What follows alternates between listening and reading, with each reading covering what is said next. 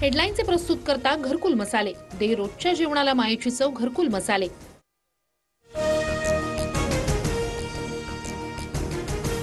विकास कामं करताना कुणीही खंडणी मागता कामा नये, अन्यथा मकोका लावणार, तथ्य असेल तिथे कारवाई अटळ। बीडमधून पालकमंत्री अजितदादांचा इशारा।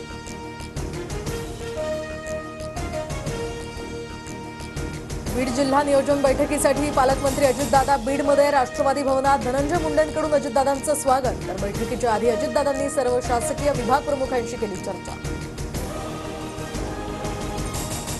बीड सरपंच हत्या प्रकरणामुळे जिल्हा नियोजन समितीची बैठक वादळी ठरण्याची शक्यता। धनंजय मुंडे, पंकजा मुंडे, सुरेश धस, प्रकाश सोळंके सुद्धा बैठकीला उपस्थित राहणार।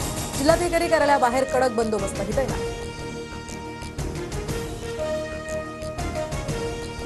बीड जिल्हा नियोजन समितीच्या बैठकीत बोगस बिलांची अजित पवारांकडे तक्रार करणार, भाजप आमदार सुरेश धस यांची माहिती।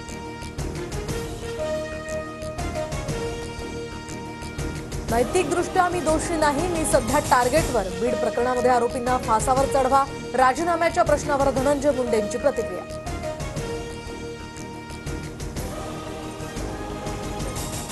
उपोषण सोडण्याबाबत आज जरांगेंचा महत्त्वाचा निर्णय। उपोषण नाही, आता वेगळं आंदोलन करणार, जरांगेंचा इशारा। तर अंतरवाली सराटीमध्ये जरांगेंचं 5 दिवसांपासून उपोषण सुरू।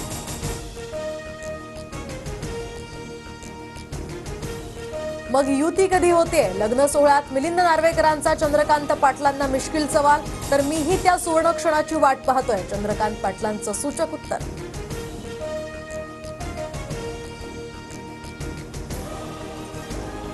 उपमुख्यमंत्री एकनाथ शिंदे आज उद्धव ठाकरेंच्या बालेकिल्ल्यात दादर, माहीम, प्रभादेवीतील रखडलेल्या पुनर्विकास प्रकल्पांची पाहणी करणार।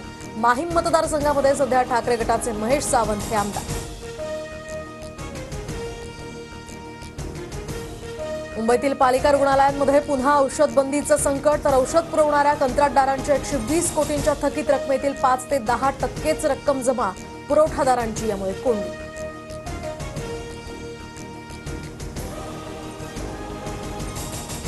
पुण्यामध्ये जीबीएसमुळे 56 वर्षीय महिलेचा मृत्यू, 24 तासात 16 नव्या रुग्णांची नोंद, रुग्णसंख्या 127 वर, तर राज्यात आतापर्यंत 2 जणांचा जीबीएसनं मृत्यू।